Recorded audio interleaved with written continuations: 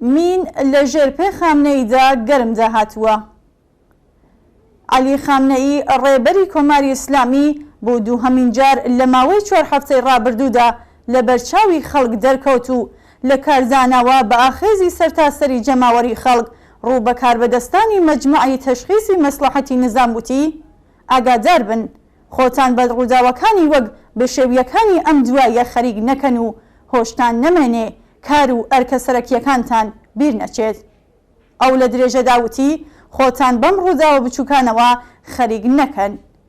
خامنەئی و هەیەتی حاکمەی گەندەڵ و جەنایەتکاری کۆماری ئیسلامی چەندین ڕۆژ و هەفتەی دژواریان نایە پشتسەر.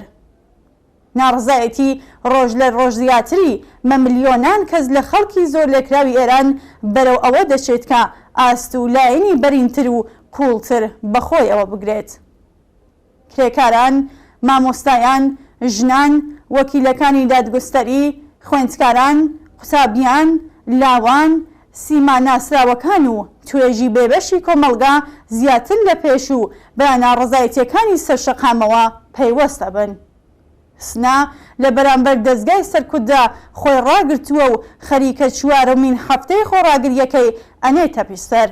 واتە 4 ڕۆژ زیاتر لە خۆڕاگری خەڵکی سنا لە بەرامبەر حکوومەتی ئیسلامیدا لە ساڵی 1358 و دوای ڕۆخانی ڕژیمی پاشایەتی. خامنەئی حوتویەک لەوە پێش لە کۆبوونەوەی نظامیەکاندا خەباتی خەڵکی ڕەت کردەوە و خوازیاری سەرکوتکردنیان بوو. ئێستا کە ناڕزایەتی و هاواری مردن بۆ دیکتاتۆری سەرجەم شارە گەورە و شکۆلەکانی بیستووە ڕوو بە مەلاکۆنە پەرستەکانی وەک خۆی سخوانڕانی دەکات و پێوە دیارەکە ترس و نیگەرانی لەسەر تاپەی خۆی و حکوومەتە ئیسلامیەکەی دەبارێ سەبارەت بە درێژەی ناڕزایەتیەکان. دیکتاتۆرەکان تا دەقێقەکانی کۆتایی دەسەڵاتیان ناڕزایەتیەکانی جەماوەر و داخوازیەکانیان ڕەد یان ئاوەژۆ دەکەنەوە و خامنەئیش لەم قاعدە و یاسایە بەدەر نییە. لە حاڵێکدا کە خامنەئی ناڕزایەتی بە ملیۆن کەس بە بابەتێکی ناگرنگ و بێنرخ دەزانێ کە دەستگای سەرکوتی ڕژیم تا ڕادەیەکی زۆر ماندوو و بێتوانایە و کوشتنی زیاتر لە 200 کەس لە منداڵان، تازەلاوان و ژنان و پیاوان، بریندارکردنی بە هەزاران کەس و گرتن و زیندانیکردنی بەرین و بەربەڵاو بۆ حکوومەت هیچ دەردێکی دەوا نەکردووە. ناڕزایەتی لە نێوخۆدا و شەپۆلی ڕوو لە زیادبوونی ئیدانەکردنەکانی حکوومەت لە دەرەوەی وڵات بووەتە کابوسی دەسەڵاتداران.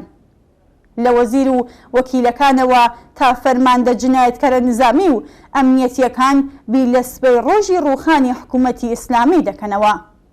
هیچ سیاسەتمەدارێکی ناسراوی پێشووی حکوومەتی بە شێوەی ئاشکرا داکۆکی لە حکوومەت نەکردووە و هەر ئەمەش خۆی باس لە کەلێنی بەرێنی ناکۆکی لە نێوان دەسەڵاتدارانی ئیسلامیدا دەکات سەبارەت بە چلۆنایەتی هەڵسوکۆت لەگەڵ خەڵک. بەرەیلا و بەتایبەت ژنان قەت ناگەڕێنەوە بارودۆخی بەر لە کوژرانی ژینا ئەمینی بەدەستی حکوومەت. ئەم خەباتە بە پەیوەستبوونی کرێکاران، وەکیلەکان، فەرهەنگیان، خاننشینکان، خوێندکاران، قوتابیان و خەڵکی گەڕەکە هەژار نشینەکان بەرەو ئەوە دەشێت تا پشتی حکوومەتی ئیسلامی بشکێنێت.